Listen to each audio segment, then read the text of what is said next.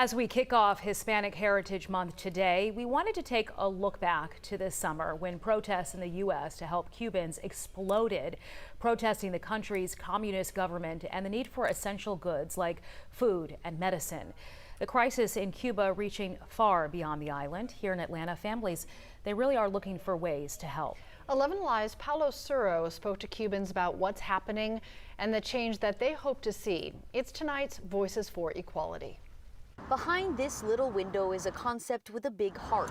Here you get a lot of the Cuban entrepreneurs. If you really think about it, I mean, they're in a place that is completely killing hopes of any of those things. Ozzy Janis, a Cuban entrepreneur himself, came to the U.S. when he was 13 years old with a lot of dreams.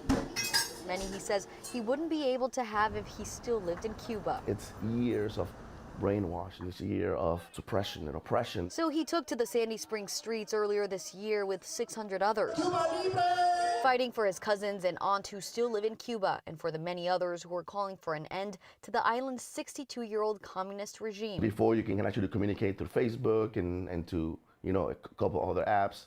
Now everything's kind of still in lockdown. Food shortages and deteriorating living conditions drove people to rallies across the nation. Not a single other country has ever had an embargo. Cuba's in a situation where it needs commerce. If they start shooting protesters, governments in Europe who are democratic, you shoot protesters, you're done, no tourists, the regime will collapse and fall overnight. Many asking the White House to provide humanitarian assistance to the country as it faces its worst economic crisis in decades. And they've been on threadbare ice now for about 4 or 5 years, and COVID really hurt them badly because they lost their tourist business.